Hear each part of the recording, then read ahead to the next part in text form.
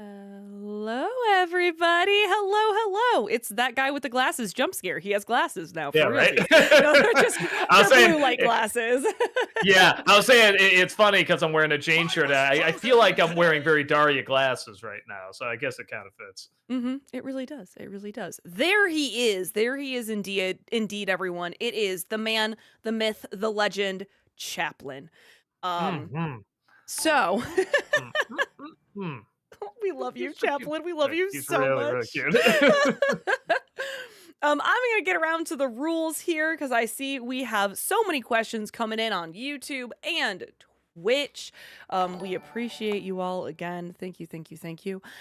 So let's start getting to the rules so we can start reading your questions. First and foremost, we give priority rather to the bit messages and super chats, since that is some real world money spent towards the end of stream. Sometimes we have time for either highlighted messages on Twitch or just plain chat questions from YouTube. But you probably want to save that for the end of stream because I can't scroll back up and check things just because of the nature of the live chat and whatever. So it's better to just wait, okay? Please do not repeat yourself over and over again in chat. You can get timed out or even banned if you're going to continuously do that. On the YouTube side of things, we prioritize super chats that are $5 and over. We will, of course, still thank you if you give a super chat under $5. And if we have time, we'll go back and read it. But we just get a large volume of questions. And this is a way that we're able to filter through some of that and still have time for the non-paid questions, because I swear, chat, we do want to get to the non-paid questions. Also, on the YouTube side of things, there's no need to repeat your super chat. I know sometimes you can see it get unpinned from the top, but just because it's unpinned doesn't mean we didn't read it. You just need to have some patience. As you can see, we've been live for almost 10 minutes here and haven't even started reading the questions yet. We can get sometimes up to an hour or more behind, so have some patience. We will get to it. It is very rare that we actually miss a question. Please watch the length of your questions. The longer it is, the faster I have to read it, and the more likely it is that we're going to miss something and we don't have time to go back and figure out what you were trying to say. That also applies to part messages. If you absolutely must break your message up into multiple parts, please keep it to 3 absolute maximum. Again, we just tend to lose the point if we're on part 7 of 12 or whatever. So 3 absolute maximum. Also, try to keep it to 1 question per bit message or per super chat. It just doesn't feel fair if there's 100 people trying to ask a question and you get to ask 5. So 1 question per super chat or bit message. If you don't follow these, I do reserve the right to edit down your question or only ask 1 if you do ask multiples. No spoilers. Not everyone has had a chance to see the latest and greatest. I'm still behind on Daredevil. I'm still behind on Invincible. Don't do it. Please don't spoil these things, okay? Me too. I am literally seasons behind on those. So. I feel like I'm missing something, but I think that's it. I think we got him. Okay. All right, great, fantastic. Majestic Demon, thank you for the 500 bits. Good evening for the final time. Gandug and Heathermere, I finally watched Mufasa. Now that it's on Disney Plus, I got a lot of thoughts, so I'll just narrow it down to this. It's 100% better than the 2019 remake. The lines actually have some good expressions. Its biggest flaw is it tries to combine Simba's Pride and Lion King 1.5, and it's not blended together very well. It's a very mixed bag for me. Oh, interesting. Okay. Yeah, I still haven't seen it yet. I'll see if I want to do it for a Nostalgia Critic. I'll definitely do it for a Disney December, but yeah, I should probably check it out. At Movies, thank you for the 500 bits. Important question after today's review. Will icing the orc become the next Nostalgia Critic meme? Also, what are your thoughts on the Avengers Doomsday bringing back the old X-Men actors? I literally thank you, Heather, because she's the one that told me all about the casting announcement. I totally missed all of that. I hope it's just like a passing of the torch. Even Heather was saying, well, why are they even announcing all that? Why don't they let it be like a secret and have a cheer and stuff like that? I'm like, because they're desperate. I think they're really, really desperate. So I'm hoping it's just like, oh, cool, here they are. Now we're going to hand it over to the new X-Men. They're going to take over. Because, I love those actors. They did a great job. But I mean, like, let's let's get some new blood in there. I've wanted to see the MCU tackle the X-Men for a while. Even if it's awful, I just want to see what they do.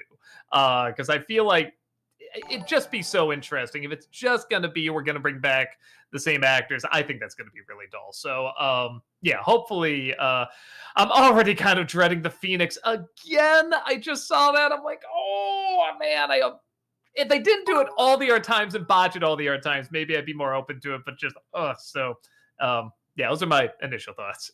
Alexander, thank you for the 500 bits. Did you know that Bob Clampett's daughter, Ruth, had a cameo in The Day the Earth Blew Up as the diner waitress? I did see that, yeah, in That's the fun. credits. Yeah, I thought that was really cool. Sean, thank you for the $5 super chat. Thoughts on the movie Persepolis? That's the Persepolis, the- sorry. I just yeah. really slurred my way through that one. I swear all I'm having is a green river.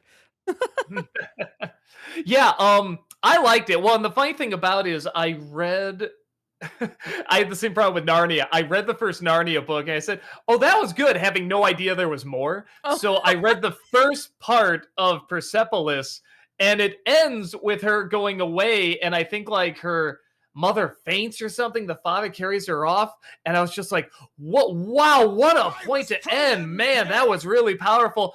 And it turns out there was like 3 or 4 more books.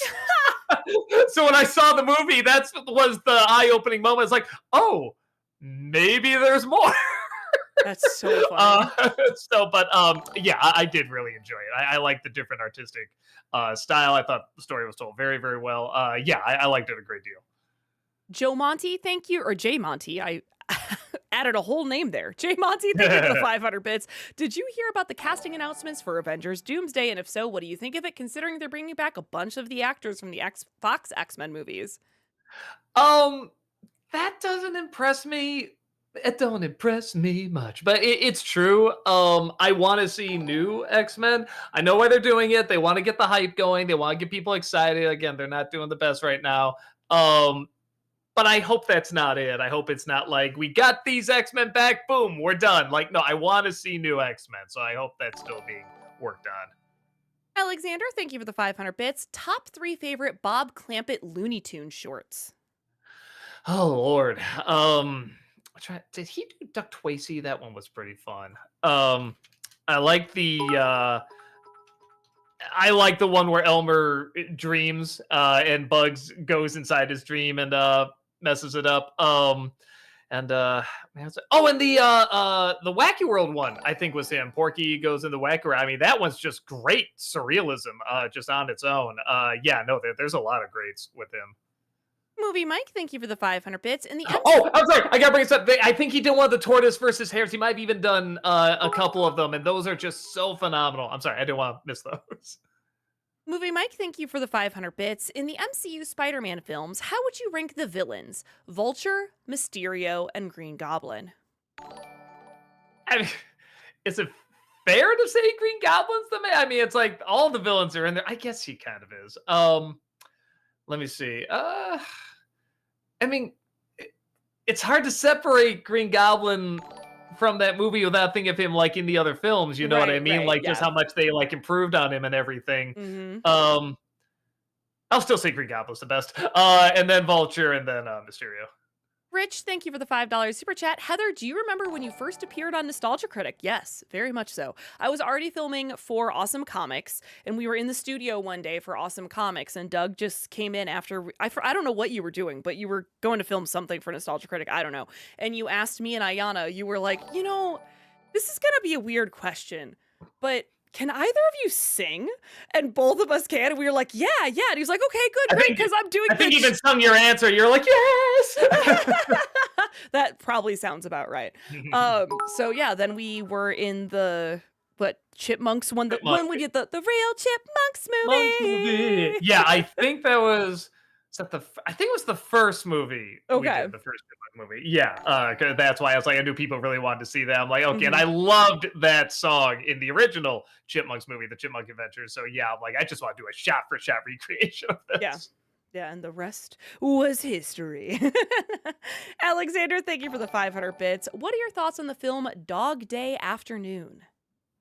I haven't seen that one. It's funny, a lot of the classic Pacino movies I haven't seen. Like I saw Godfather, obviously. I've seen Heat, Scent of a Woman and stuff like that. But yeah, that's some of the big ones I've missed, and I really should go and watch them because a lot of people say they're very, very good. So yeah, that one.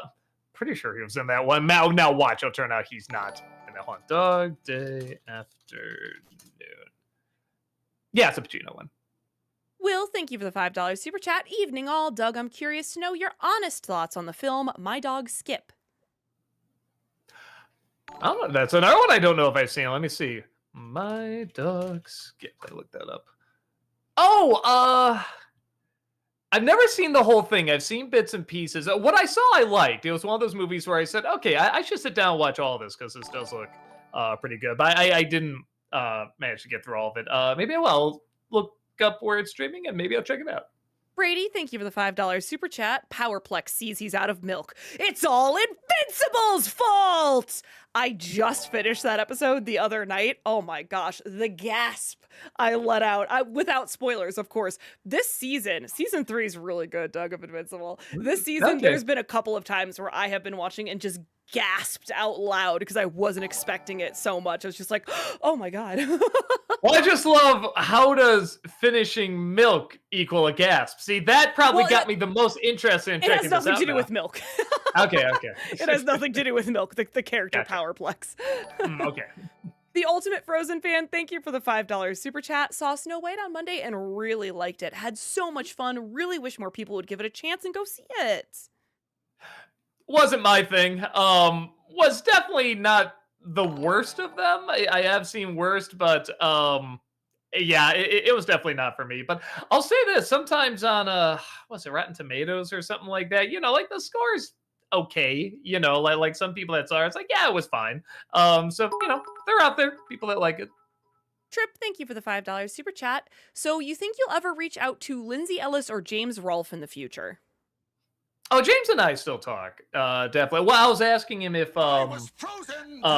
he was interested in doing something with the because somebody actually brought up here the arc adaptation, still hard to say, with maybe like Ninja Turtles, and he was like, I'm super busy right now, but maybe later we might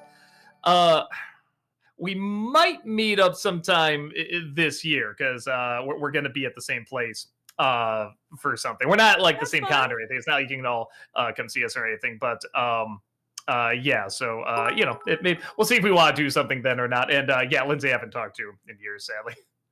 Jamie, thank you for the $5 super chat. The Nintendo Switch 2 Direct live stream will be happening next week, Wednesday. Are you excited to see the new games and console? So, as someone who doesn't even own a Switch, so excited. That's more a Heather question, I think.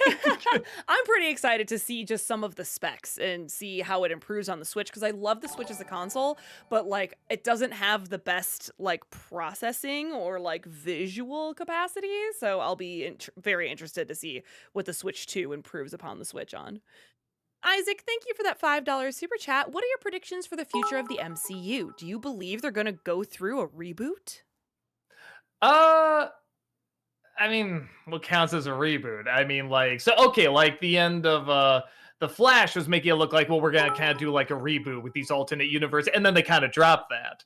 But I guess you could argue, well, what we're seeing now with James Gunn's Superman is if that's the alternate universe, like, so I don't know. I'm fine either way. If they want to keep it in this universe, cool. If they want to just reboot everything and sort of start over, I'm fine with that too. I don't know, just anything that's like innovative, fun, imaginative, sort of gets us excited for something new again. That is the one thing that was always so sad about wasn't Phase 4, where things started to kind of, everyone said stuff started to crumble.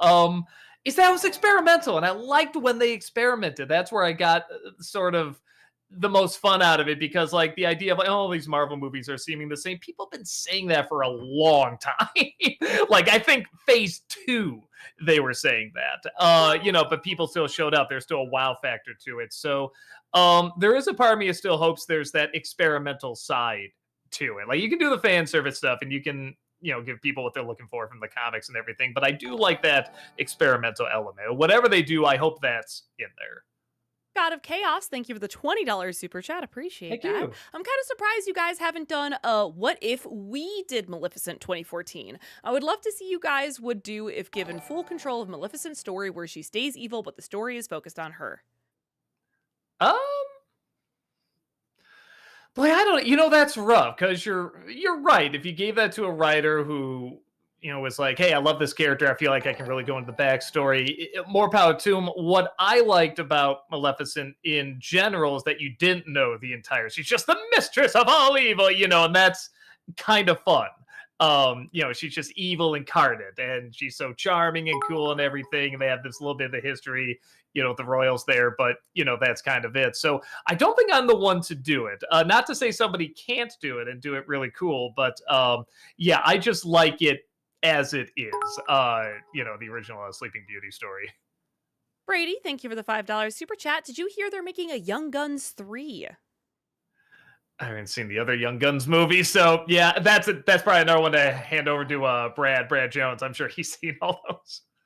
Captain Cat, thank you for the $10 super chat. I know it's early, but I know what you could talk about for next Disney-cember. Maker Studios, the company that helped develop a bunch of YouTube shows like Equals 3 and Wonder Quest, if it counts. Man, that'd be a lot to watch because I actually don't watch that many YouTubers. It's not even that I don't want to, it's just a matter of time.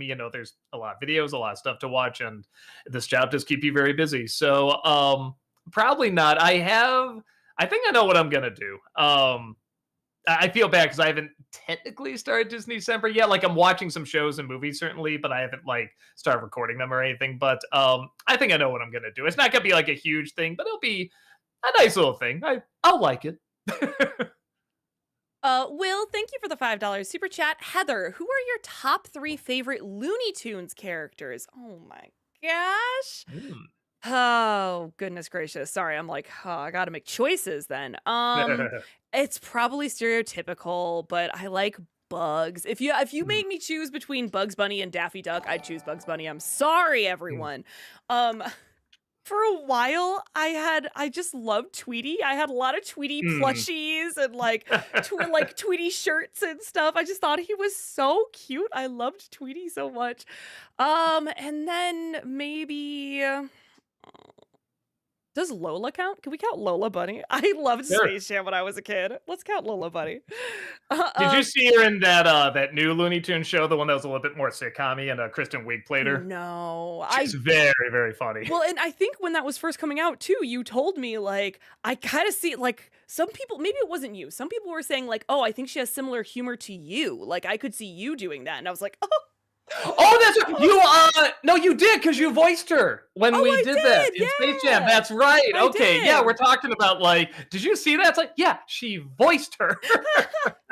And I was like, oh, I love that. Matt, thank you for the $5 super chat. Most people remember James Earl Jones as Darth Vader or Mufasa. Real ones remember Bleeding Gums Murphy. No, he wasn't Bleeding Gums Murphy. He was on Simpsons a few times, but he wasn't Bleeding Gums Murphy. Let me look that up. Unless did I really Mandela affect that? And no, that's Ron Taylor. Yeah. Right. So there you go. But he was on The Simpsons several times. RK, thank you for the 500 bits. Hi, Doug. One of your possible theme months that we could vote on was TMNT month. I'm curious, what was your plan for reviewing TMNT 3? I thought James Rolfe already said everything that needs to be said about it. Yeah, but let's go into more detail. I'm sure there's stuff I can talk about with it. And it's funny because that was the one that got the fewest votes. So I was just sort of all right, well, I probably won't put that up again. Talons, thank you for the $5 super chat. After seeing the ROTK review, I have to say, I'm gonna mess this up. If that's how grown adults react to Shalob, then I'm impressed 7-year-old me didn't get arachnophobia. No, that was always so much fun to see in the theater. People are already pretty scared of that spider, but then when it's just slowly creeping down on top of Frodo, I'm not kidding. Everyone really was and it was so great. That was one of the best movies to see with a crowd. Just the reactions were so fantastic. Headshot, thank you for the $5 super chat. Happy 20th anniversary to God of War. And if that makes you feel old, just remember you're still much younger than Kratos. Yeah, yeah. I mean, we practically look alike, same body type and everything, so that's fair. Noah, thank you for the $10 super chat. You should do an NC for Power Rangers 2017, and now for two reasons. One, they announced a new show on Disney Plus, and two, April is Autism Month, and the Blue Ranger is one of the better representations.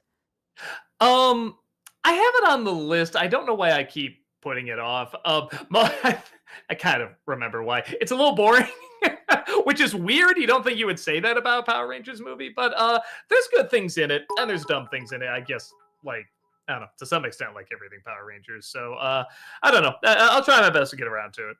Chris G, thank you for the $5 super chat. What type of attraction do you most gravitate towards in theme parks, like roller coasters, dark rides, simulators, stage shows, etc.?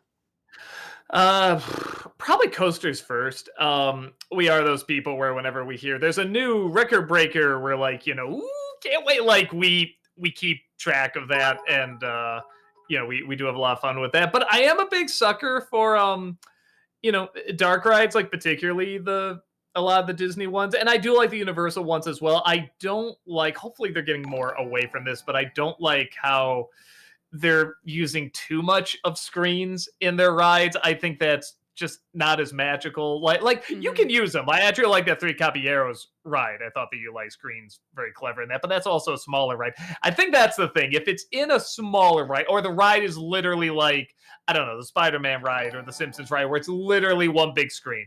Okay, that's fine. But if you're literally going through, you're on a little coaster here, you're going around, there's stuff actually there, and then there's a screen of somebody coming up and saying, "Hi, I'm your host, blah, blah, blah." Like, that gets really lame really fast, in my opinion. I think they're relying too much on that.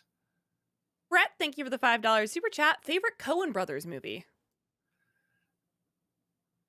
I was gonna say Fargo, but No Country for Old Men has really grown on me. I think it's still Fargo. I really love Margie as a main character. Yeah, I think it's still Fargo. Oh, bro, thank you for becoming a member over on YouTube for 3 months. Thank you. Excuse me. Have you gotten a chance to see Mickey 17? It's great, and Robert Pattinson nailed it as always. Not yet, and always. Yeah, you remember his earlier work, right? But that's not his fault. That's that's the material. But no, I haven't seen it yet. I'm probably gonna stream it. That was one of those I had an early screening too, and I was just like, I'll just stream it. Jimmy, thank you for the $5 super chat. As someone who is rewatching Avatar for study purposes, what aspect of the show would you say is the worst / not handled as well as it could have been? Of the original Avatar, like, I know there's episodes that some people hate, and I'm like, I don't hate it, but I feel like it could have been done better. Like the Great Divide and stuff like that. I guess just that. I feel like you could have worked in the message in a more unique way, or it could have been just felt less filler-y. You know what I mean? I don't know. I'm sure there's other ones. When I did the vlogs, you can look at them there. I'm sure I bring them up, but yeah, I'm kind of blanking at the moment. Trip, thank you for the $5 super chat. Have you seen the 1958 film A Night to Remember? It's the most famous Titanic film after James Cameron's. Also, have you seen the 1998 film Polly? I have not seen Polly. I'm okay with that. But I have seen, I have seen A Night to Remember. And it's like, it is very good. Obviously, when Titanic came out, it literally kind of blew it out of the water. But the one thing that movie did, I feel like Cameron, it's the one little thing that Cameron missed. I mean, he got everything else pretty good with the sinking. Is the panic when people are running through the ship and stuff like that. Because they didn't have the effects to show the great wide shots, and all that, they had to get the camera really close in with the crowd. So you really felt like you were there climbing the ship. And they did it because you couldn't show the ship, but you really felt that panic like you were there. And that's the one thing where, again, I mean, that film's an amazing accomplishment, but that's the one thing I wish Cameron maybe utilized a little bit more. Just get the camera actually in with the people, like, so you can feel the chaos a little bit more. AOTV Productions, thank you for the $5 super chat. Marvel announced the cast for Avengers Doomsday. How do you feel? Thoughts on some of the X-Men cast returning? Honestly, very indifferent to it. I was kind of hoping we are going to see more of, like, I mean, maybe it is the main cast, I don't know, but I was if that's the main cast, that's going to be a disappointment because I want to see new people come in as the X-Men. I don't want to see the same X-Men again. They had their chance in the sun. Great. Even sometimes you didn't think they're going to get, like in Deadpool. It's great to see Channing Tatum as Gambit and everything, but I don't want to see them as the main X-Men. I want them to do something different. Matt, thank you for the $5 super chat. I'm just getting into Mortal Kombat proper, and I feel ridiculous because I've always pronounced Shao Kahn, Shao Kahn as Cho Kahn. Oh my gosh, Matt! It's a trap. We still need to make that gif of it. It's a trap! Anyway, James, thank you for the $10 super chat. I saw someone before bring up Chris Rock from Down to Earth. It's a remake of the Warren Beatty film Heaven Can Wait, which is remake of the 1941 film Here Comes Mr. Jordan, which is based on a play. That's funny. I haven't seen any of them, so I'm not the guy to ask. Will, thank you for the $5 super chat. Honest thoughts on Bill Hader's role in It Chapter 2. The movie sucked, but I thought he was really strong and effective. I thought the actors were fine. Just weird direction. At first I was kind of having fun with just how bonkers crazy it was. But it does kind of wear thin after a while. There is a point where you kind of want to go, okay, calm down, okay? You have two of these movies to tell your story. Like you can slow it down a little bit. But I remember all the actors being fine. I guess people really liked him in that movie. He was good. But I think it's about as good as everyone else, though. I thought everyone did pretty solid. 89 Sigma, thank you for the $5 super chat. Good evening, Mr. Walker. I just saw The Day the Earth Blew Up today, and it's classic Looney Tunes at its great. It's a better movie than Snow White, sir. I agree. No argument here. Matt, thank you for the $5 super chat. Heather, based on your Pokemon expertise, what would Chaplin and Buster's shiny forms look like? Ooh, okay.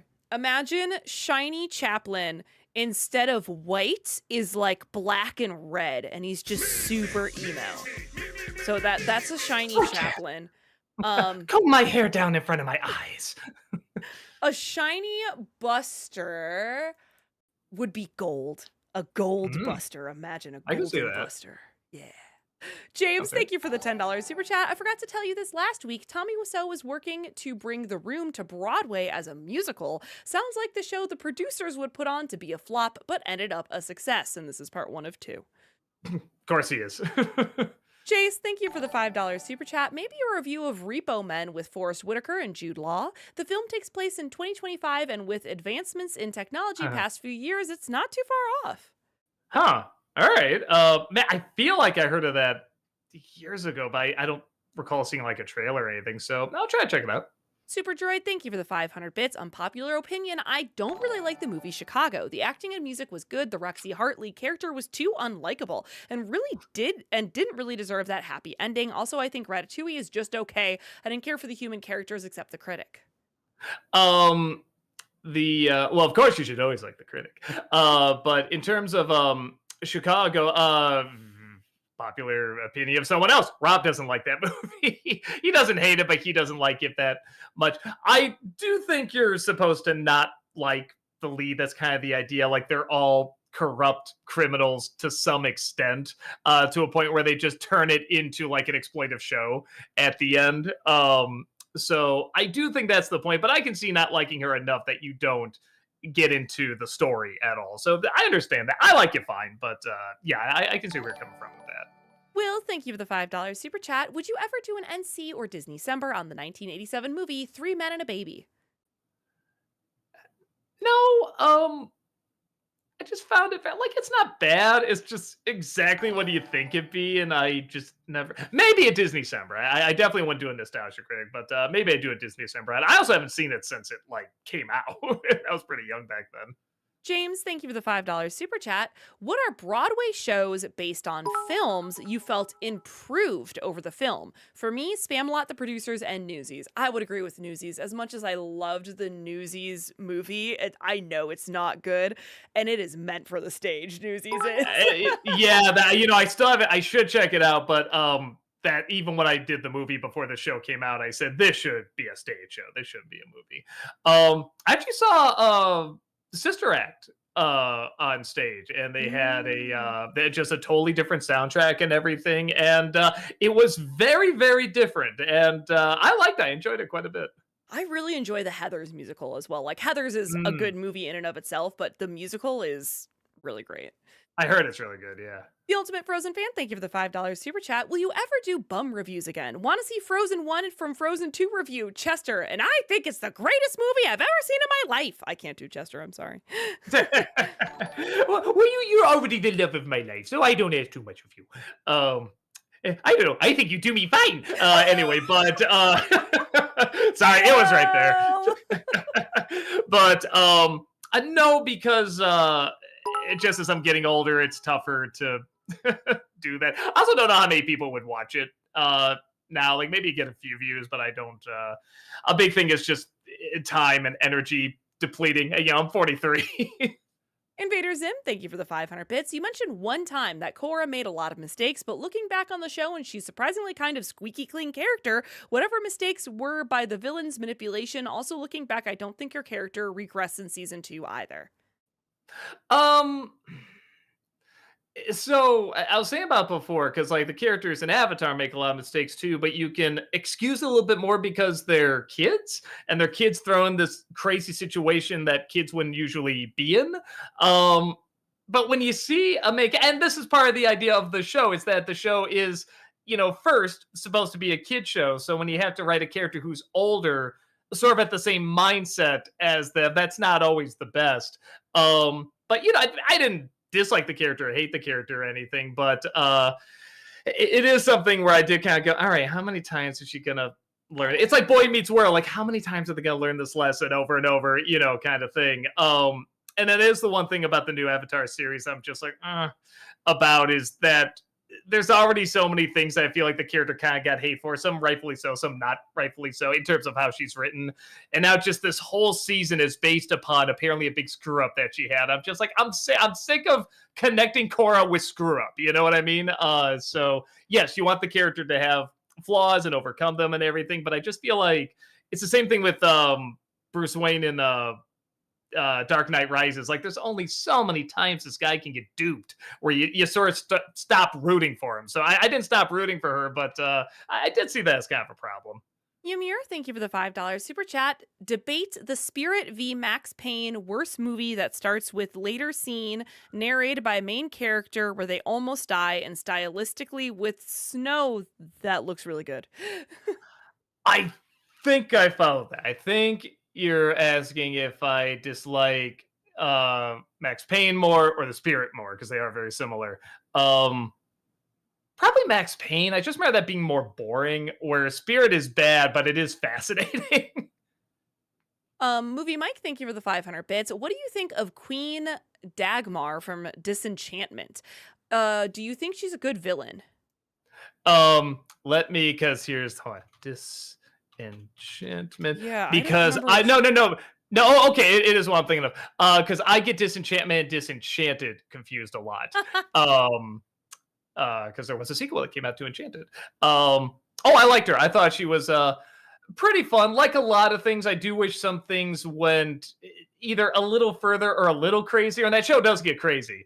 But I do like when they got a continuing story going, that was fun. You don't usually see that from the graining animated shows. So yeah, I liked her. And my favorite bit is just when Bean is impersonating her. It just sounds nothing like her.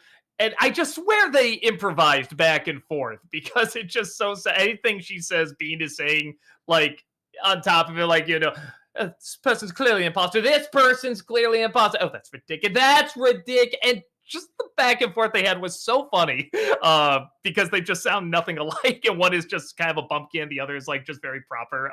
That really made me laugh. Magic Window, thank you for the $5 super chat. Have you ever walked out on a movie in the theater or thought about it? There's movies I wanted to, but there was, like family or friends or something like that. But yes, there's two movies I walked out. I walked out of the remake of The Haunting, because it's one of my favorite movies, and I hate that remake. And then I walked out on was it The Legend of Zorro. I think we got what was it? I think the horse was drinking, and I just said, okay, a drunk horse is where I draw the line. This is not Zorro anymore, and I just walked out. I was with my girlfriend at the time, and I'm just like, you want to go? And she's like, yeah. James, thank you for the $5 super chat. Have you ever thought of doing an NC review or Disney December on M. Night Shyamalan's Rosie O'Donnell film Wide Awake from 1998? Maybe I'll do a Disney December on. I didn't even know he directed it. I saw the Cosmonaut guy talk about it. I'm like, all right, kind of curious. Like, maybe I'll check that out. Matt, thank you for the $5 super chat. If you're still taking commercial suggestions, how about those weird Chris Mahana Kwanzaa ads from Virgin Mobile? I don't even think I know that. What is it again? Chris Mahana Kwanzaa ads. Oh, hold on. The Chris Mahana Kwanzaa. So it's Christmas, Hanukkah, and Kwanzaa all mushed into one. There it is. Chris Okay. Mahana Kwanzaa. Boy, it like sounds familiar. I'll have it booted up and watch it later because I was gonna say it does sound a little familiar. Kevin, thank you for the $5 super chat. What would you have done that would have improved the desolation of Smog and the Battle of the Five Armies? By the way, one of them was the Eagles. Okay, thank you. Well, I would have kept it 2 movies. That's the biggie. I would have expanded more on the dwarves, the 13 of them, because they're on screen the whole time. Like, why not develop these characters? I don't even think you could get to all of them, but I mean, like, that's still. I mean, like 2 or 3. I say 2.5. Honestly, are developed, and the others are just, like I said, furniture. So it's like, why not try to really give them more character, more of a backstory? You know, like show where they're coming from, or show different talents that they have, or different unique personalities. Like, I don't know, anything like that. That would be the thing I focus more on. Sailor Aaron, thank you for the 500 bits. Hey, Doug and Heather. So, Doug and possibly Heather, have you heard of the anime series Hell Girl or Jigoku Shoujo? The anime is about where people can access a website at midnight to request vengeance on those they hate, summoning the titular Hell Girl, Enma, who grants their wish by sending the target to hell, but only if the requester also forfeits their own soul. Oh, interesting. No, it sounds like fun. Kind of sounds like a even more warped version of Death Note. Sounds kind of cool. Crass, thank you for the $5 super chat. Andrew Barth Feldman in Snow White was robbed. He didn't sing. He was Evan Hansen on Broadway, and he didn't sing. Do you even know how to use actors? Who's the person? Andrew Barth Feldman. Barth Feldman. Oh, Snow White. Is that the No idea. No, I thought he sung. That's whatever the robber. Oh no, he was. I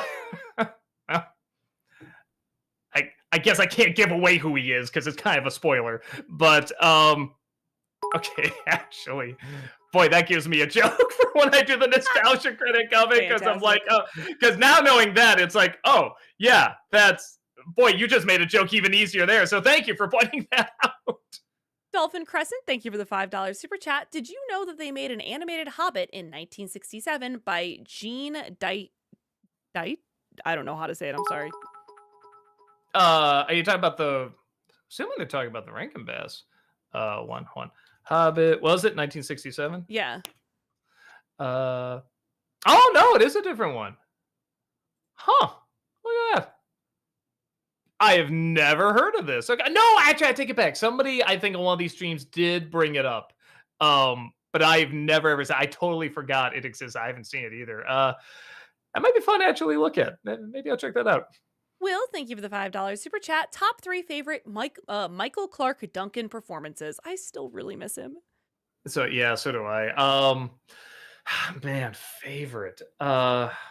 I'd have to look. I mean, everyone's gonna say Green Mile. He is very good in Green Mile. So I guess I'll say that. Michael Clark, because a lot of the roles that he had, you know, he was definitely, you know, just like, you know, the big tough guy, you know, kind of thing. Again, it's such a small role, but I loved him in Sin City. Just the slow way he talked with the authority and everything. I loved it.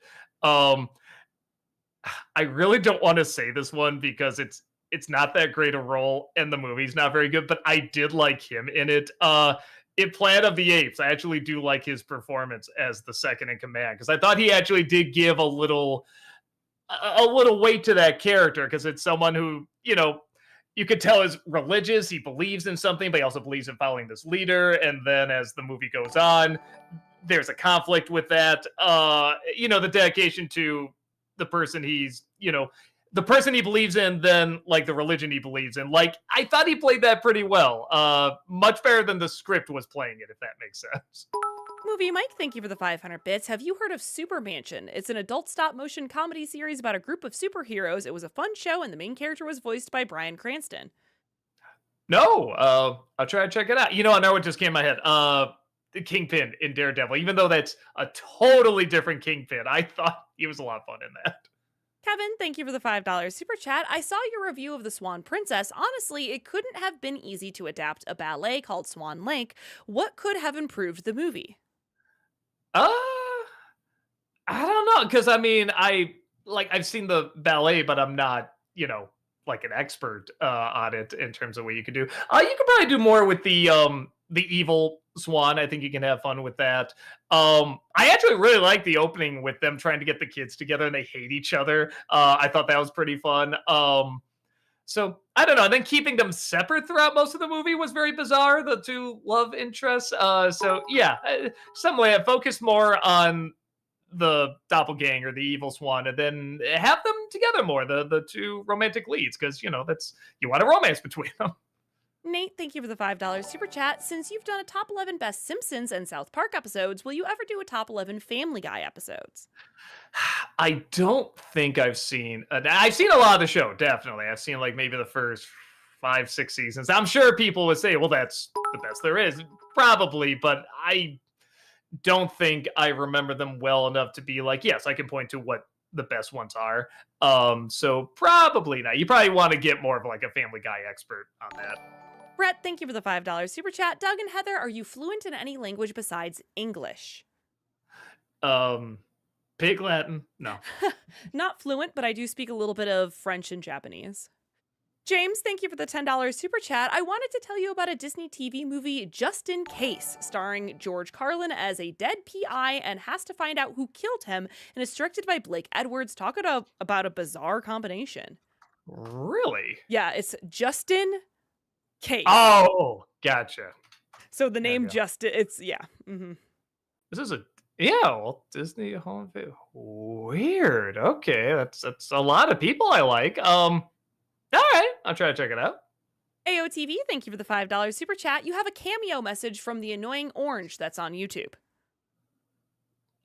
Wait, I have a cameo message from the Annoying Orange? That's what they said. I'll try to check it out.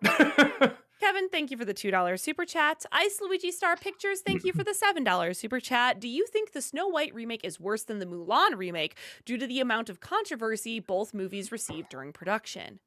I think I like Mulan more. I still don't like it. It's not a good movie, but visually I'm liking it more. I saw more what it could be, and there was at least an attempt to go PG-13 with it. It just sucks that the writing's awful. Jace, thank you for the $10 super chat. An Epiphany rewatching Galaxy Quest review. A mean and cynical fan-based satire film exists. Fanboys is about friends on a cross-country road trip to sneak peek Star Wars Episode 1 before cancer ends one of the friends' lives.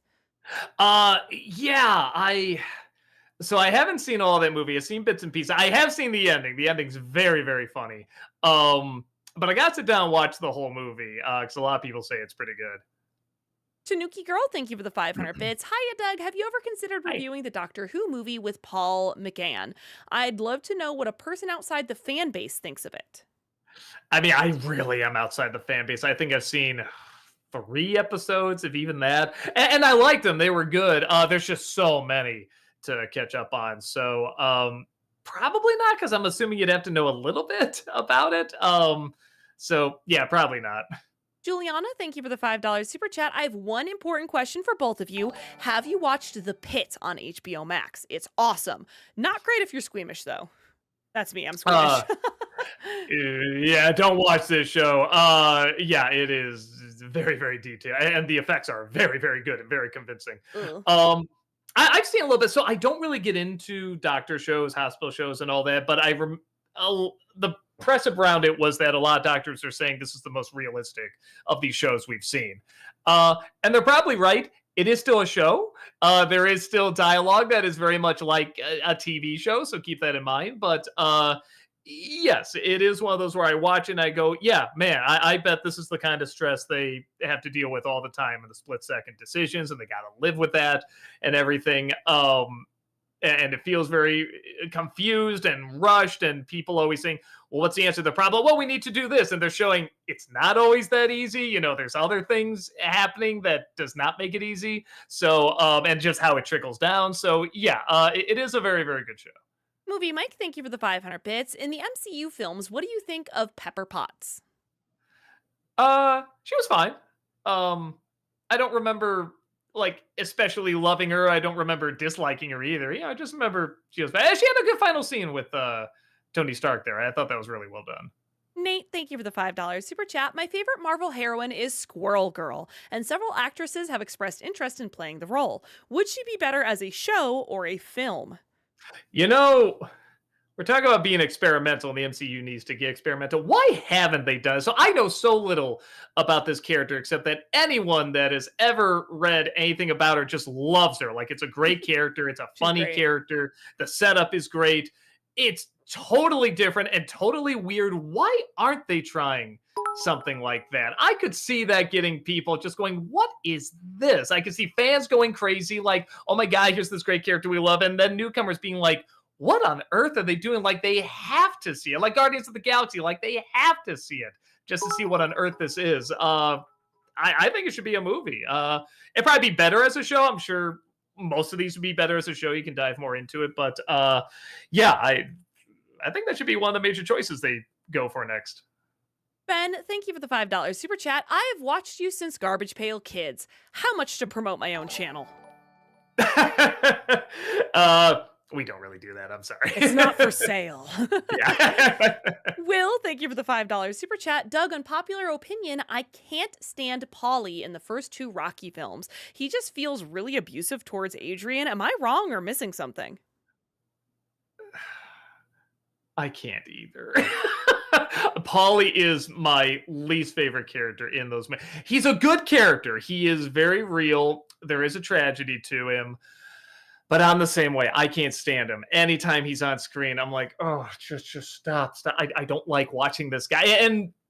But it's kind of the same way with like watching Joffrey from Game of Thrones. It's like, yes, you're supposed to know that. Now, Paulie has much more humanity to him, obviously. It's nowhere near as bad as that. But I'm kind of the same way. He is written very well. He's very, very real. And that's the idea. You're not supposed to always like him. And see a little bit of that glimmer of humanity in him, and that's what pulls it through. But yeah, I can see how someone would not necessarily see that glimmer in there and just see all the bad stuff. Tyler, thank you for the $5 super chat. Shameful confession, I used to love Son of the Mask as a kid. Man, did I have some growing up to do. Man, I'd be so curious how you see the world after seeing that. Because honestly, if I feel like if I saw that as a kid, that does have a little bit of that vibe of like the creepy 80s movies I grew up with, like Return to Oz and a whole bunch of the crazy stuff we had. So, but those movies were good. Son of the Mask clearly isn't good, but yeah, I wonder what kind of impact that would have on a kid, because it's a pretty freaky movie.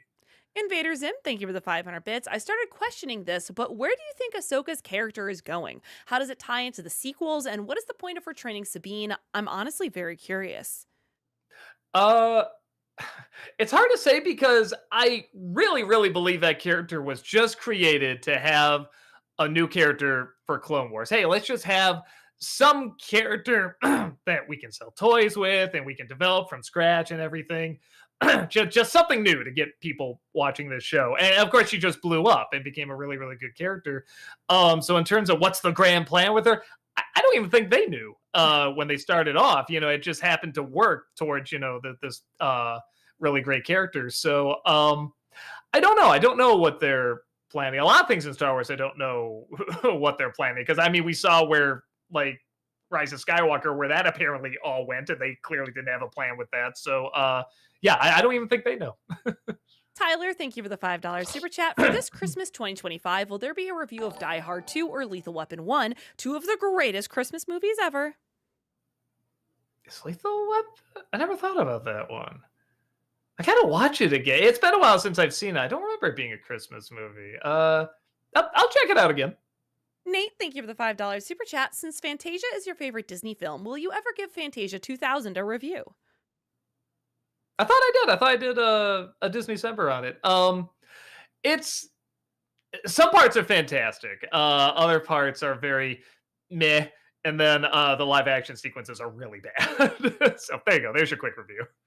Movie Mike, thank you for the 500 bits. Which superhero father figure do you like more, Jonathan Kent from Superman or Alfred Pennyworth from Batman? Boy, that's rough. Man, they're both really good. I think I'll go with Alfred because with Jonathan Kent, there's always that he has to be immortalized as like, the father, the hardworking Pa farmer. Kent. Yeah, Pa Kent and everything. Alfred can have a little mouth on him. He can give a little sass. He can push back against Bruce, and I like that. I think he can do that because he's also the butler. He's the quote unquote the help, but he's also like the father figure. He's the only one who knows what he's doing, and he helps him along with it. So like he's earned that right to give that pushback. Like he really does have that knowledge. So that makes him a little bit more interesting to me. James, thank you for the $20 super chat. Appreciate Thank that. you. This is part 1 of 3. I really like the sound quality for Snow White since they probably didn't have money for good equipment, which helps give it a more unique sound that can't be replicated. And the chorus at the end always gives me chills. Okay, you're talking about the original. Okay, Yeah. that sucks that we gotta say this. Oh, you mean the original Snow White? Yeah, but I agree. The music at the end, I think, is just spectacular. I watch that ending a lot. I think that's just beautiful music. Sean, thank you for the £5 super chat. Have you seen the film Strangers on a Train? The villain actor Robert Walker, who sadly died young and during its release, could have been a big star. Yeah, no, that's a wonderful movie. Yeah, and you're right. What a great chilling performance. Just everything in that. I mean, that's why Hitchcock's great. I know it doesn't get as much recognition as like The Birds or Psycho or anything, but it's still pretty well known, and I'm glad it is. It's always one of those where people know like the big 3 or 4 Hitchcock movies, and then like right under that are those other ones that people are like, but have you seen that? Have you seen Rope? Have you seen, the 12 Steps and everything? And yeah, that's definitely one of those that's pretty high up there. James, thank you for the $20 super chat. This is part 2 of 3. Also, not sure if you ever noticed it, but when Snow White is kissing the dwarfs goodbye, she only kisses 6 of them. They forgot to animate Sleepy receiving one, but he's in the next frame with the rest waving goodbye. He fell asleep. You gotta let him nap. Nate, thank you for the $5 super chat. Will you ever review the Looney Tunes Christmas Carol movie, which has Daffy as Scrooge? I think Brad reviewed that as a cinema snob. I don't have much interest. I mean, I like Looney Tunes, obviously. I just don't think I can get a ton of material out of that. But I think Brad did. Yeah, was it Bah Humduck? I think is what it was called. Yeah, I think he looked that over. Kevin, thank you for the $5 super chat. 1/14 of all the gold in Erebor would be worth $9,500,000,000. What if that were Channel Awesome's budget for the next 10 years? I spend it all on hookers and blow. Fantastic. Will, thank you for the $5 super chat. Possible Disney December in the future for the musical segments Schoolhouse Rock. Somebody brought that up before. I don't know. Like, I guess it's kind of a neat idea. It's cool that people still remember it and like they talk about it and everything. I think that's really awesome. I'll watch them again and see if I can get anything out of them. Because I mean, again, it's just kind of straightforward. Like, just they're good. They're memorable songs. It's decent enough animation, everything. I just don't think I can bring that much to it. But maybe if I watch it again, it'll be different. AOTV, thank you for the $5 super chat. Did you see the leaked trailer for the canceled live-action Powerpuff series? Was it as bad as everyone said it was? I didn't see it. I didn't have much interest, but I hear even people that love like the trashy CW shows and they want them to be bad. Even by that standard, they're like, this is bad. Yeah. Gatto Cat, thank you for the 500 bits. Just curious, are you familiar with M4's The Hobbit book edit? It's a fan edit that condenses all three movies down to 1 4 hour that stays as close to the book as possible, even using some book accurate scenes from the extended cuts. It even uses digital edits to fix some of the sillier moments from the movies and the color grading. It's a must see for any Tolkien fan.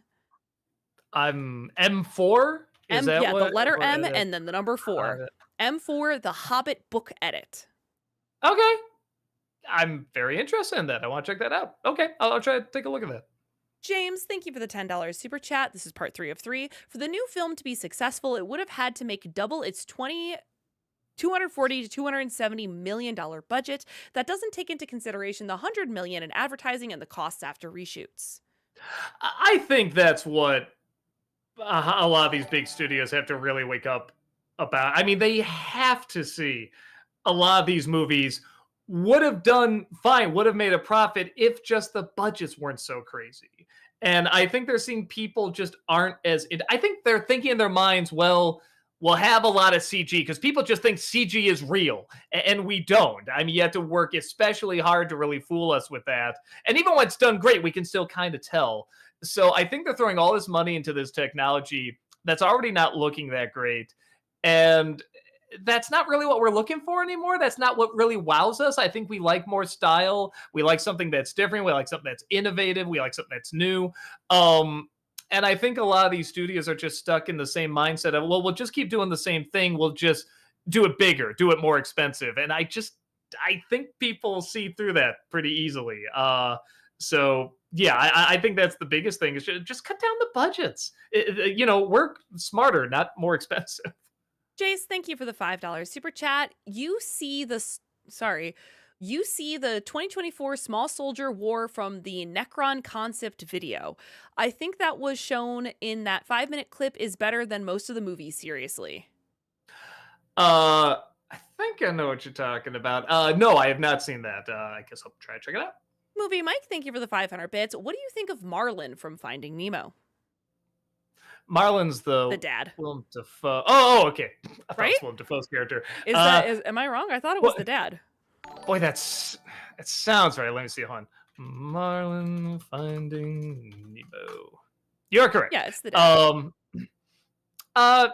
He's fine. I think the performance is what makes it ultimately work. I think if you didn't have Albert Brooks doing that acting, then I think people have gotten with both of them, him and Ellen DeGeneres, if those performances were not as charming as they were, I think people have gotten sick of those characters very quickly. They will have gotten the point and be like, oh my God, we have to wait an hour and a half with these two. So yeah, I think it worked well, mainly because of the acting. Power fan, thank you for that 49-month subscription over on Twitch. Welcome back. Appreciate that. Love the content. Well, great. We like you. Brett, thank you for the $5 super chat. Thoughts on the movie Tropic Thunder? Oh, I love it. I was talking about maybe doing a review of it, but who knows with YouTube now? Maybe they won't allow that on there. But I haven't heard of that yet, so I think it's okay. I haven't heard of any channels getting hit for the Robert Downey Jr. thing. But no, I thought it was very, very funny, very, very clever. And again, I think what a lot of people pointed out is that the idea behind that character is that Hollywood is so one-sided, so up its own again, we're on YouTube here, that they will do these pretentious moves that are going against the idea that they're apparently supposed to be fighting for or fighting against, and it circles around to becoming the thing that you're apparently supposed to not be. And I think he just did that hilariously, and I think the film's aware of that. And again, they're supposed to be stupid. You don't look at this and be like, well, they're saying this is okay. No, they're not. They're saying this is wrong because the characters are stupid. Movie Mike, thank you for the 500 bits. Heather, I know how much Doug likes Shrek 2, so I was wondering, what do you think of it? I need to see it again, okay? Because I've said this before about myself. You can look back and think, man, I was so annoying as a high schooler. I was such a, as the kids would say now, I was a pick me. And I just wanted, I was like, I don't think Shrek's that funny. I don't understand why you guys don't like it so much. I was just trying so hard. I was such a try hard about it. I need to see it again because I just went into it with a mindset of being like, I didn't even like the first Shrek, so why would I even want this one? Ugh. So I need to watch it again. I'm sure it's great. And I was just being a stupid little pick me try hard. Well, it's so funny. I was like that with the first one. I didn't hate the first one, but that's why I think I was so blown away by the second one. Like, I was really not expecting to like this as much as I did. It's really great. Sean49 Doctor, thank you for the 500 bits. Hey Doug, with all the commercial specials you've done, have you ever thought of reviewing commercial parodies like SNL's Base-O-Matic and SCTV Shower in a Briefcase? There's more on YouTube, perhaps top 11 list? I do remember some of those. Maybe a top 11. There's so many though. Even going to just YouTube fake commercials, there's so many. Yeah, I don't know. I think it might be too big. There's too many things to look over. It's like kind of like saying just the top 11 best movies ever. It's like, yeah, you can do it, but man, that's just so many. Deshaun, thank you for the $5 super chat. Hey Doug, would you review Tag from 2018, which if you don't know is actually based on a true story? Yeah, I saw it. It didn't do much for me. And I don't think I could get much material out of it. So probably not. There's your short review. Sailor Aaron, thank you for the 500 bits. So quick question, since you reviewed Pulp Fiction for Disneycember last year, will you do my personal favorite QT film, Kill Bill Volume 1 and 2 for this year's Disneycember? Pulp Fiction is a really close second place for me. I plan on doing, because how many films is he? Wait, he's got to make 10 films, something like that. So I was toying around with the idea of just every year doing a different Quentin Tarantino movie. So I'll get around to it at some point. Ben, thank you for gifting a membership over on YouTube. Really appreciate that. Thank Thank you. Girth the Cinephile, thank you for the $5 super chat. It's official, Snow White's IMDb and all audiences score on Rotten Tomatoes is lower than Garbage Pail Kids. Ain't that something? So maybe I'm missing something. I thought I looked up, unless it's changed, I thought I looked up Rotten Tomatoes and the audience score was okay. Let me look at it again. Maybe it's changed. Yeah, right now it says it's at 74%. So that's really weird. Which is weird for a lot of reasons. It's just that really 74% said, yeah, I like this. But yeah, but like IMDb again, it is like super, super low. So yeah, again, I think Lion King's far worse. I think there's ones that are worse, but it's not good. Movie Mike, thank you for the 500 bits. What do you think of Mr. Waternoose from Monsters, Inc.? Is that the main bad guy? Man, there's so much of me just looking up. Who's that? I don't know if I know who Mr. Waternoose is. Waternoose. Yeah, that's the because you didn't have the third at the end, so I was confused. I thought it was pretty boring. I don't get into that movie. I don't hate it. Like I guess it works just well enough. I think that's easily like Pete Docter's weakest film. But you know, it's fine, I guess. But yeah, whenever somebody's like, "Oh, what'd you think of Steve Buscemi? What'd you think of John Goodman?" It's like, I don't know. Okay, I guess. But yeah, I thought the villain was pretty weak. AOTV, thank you for the $5 super chat. You talked to the director of 8 Crazy Nights. Did you ask him if you could get in touch with Sandler? No. I try not to do that. I know I can. I know I can be that pestery guy. And I kind of used to be that pestery guy. And I didn't like being that pestery guy, so I just stopped. So, well, and honestly, with Sandler, it's one of those things where I'm just like, I feel like it'd be really cool to talk to. Everyone says he's a really cool guy to talk to, and I'm sure they're right. I don't know if our comedy's similar enough to do something together. But at the same time, yes, there's stuff he's done I really enjoy, and but I don't like to be that guy. There's like contacts I still have in my phone where it's like, oh, I could call this person this kind of big name anyway, but it's like I'd be a pest, you know. I don't want to be that. Holix, thank you for the £5 super chat. Hi, love your Lord of the Rings reviews. What are your thoughts on the up-and-coming search for Gollum movie with returning cast? I didn't even hear about that. You know, I don't even know what it's about or what they're doing, but it sounds lame. You know what I like to see? So there was a this is gonna sound crazy.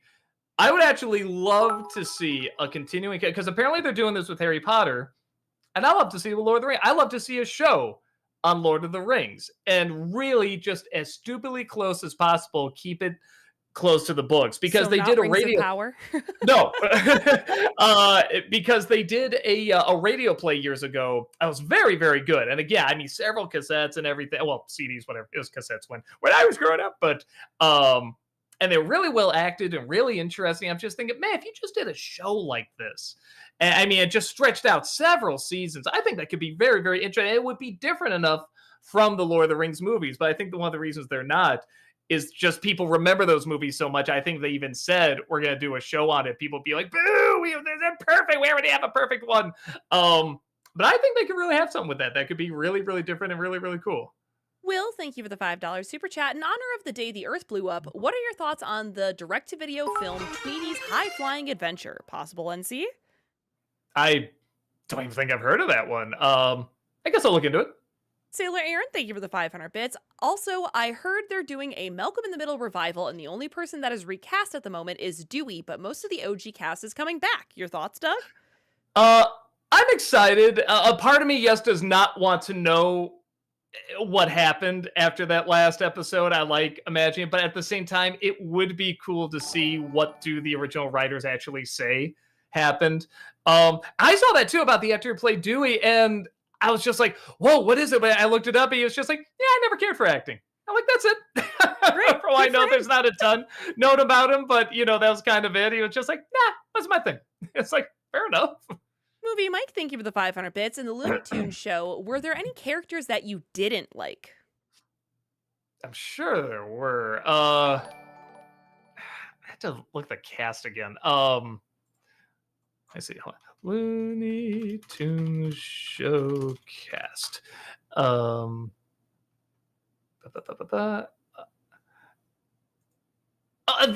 Which was kind of weird. I saw what they were trying to do with the character, but I was just like, yeah, that just wasn't working for me. I also didn't like making Taz a dog. I thought that was kind of odd. But yeah, that's kind of it. I kind of like everything else pretty good. Ben, thank you for the $5 super chat. What if we did a live viewing of Garbage Pail Kids? Um, I don't know how we would be able to do that legally, you know? Yeah, that's what I was gonna. Unless it's one of the, well, Prime, Twitch doesn't have that thing anymore where No. we can watch something on Prime, right? No, Yeah, so they I don't. don't know how we would do it. The Wizard of What, thank you for the $10 super chat. My theory for why the X-Men are back isn't that they're desperate, but because they're going to loosely adapt Avengers versus X-Men. A crossover was set up in the Marvels and technically Deadpool 3. Oh yeah, no, and they even set up in oh yeah, no, you said the Marvels, that's right. Mhm. I think I'm confused it from Miss Marvel. No, I know they were building it up in terms of bringing back the original cast. I mean, it could have been the original thought, but they're just, I don't know. They're all so much older now, and like some of them are barely hanging on, and just the idea of like, let's do it again. It's like, I don't know, if they're handing the torch to other X-Men, to the newer X-Men, even then I'm kind of weirded out by that, but it's like, okay, fine, I get you want to get people on board, but yeah, I don't know. It's just hearing it, it's not grabbing me. But again, I could see it and be totally wrong.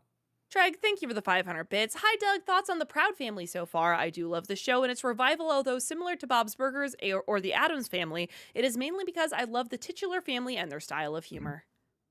Yeah, I'm liking it. Like I said, about every third or fourth episode, there's like a really, really funny episode. And the rest is kind of like just a typical kid show, but a good one. Everyone has something funny in it. But yeah, man, when you get a funny episode, it's really great. I just I saw the one where Penny becomes a bully and she changes her name to P. Gimme. That is so funny.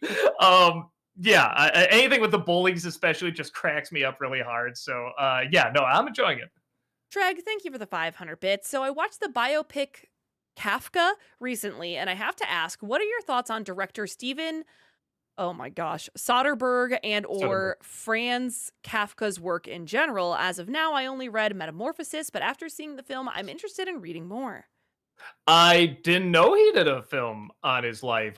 So I'm exactly like you. I've read Metamorphosis. I have not. Oh no, here it is. 2024. I was gonna say actually, there's a couple movies based on him. Interesting. And shows even. What? there's a lot on this guy, which I guess makes sense. He's like one of the great writers.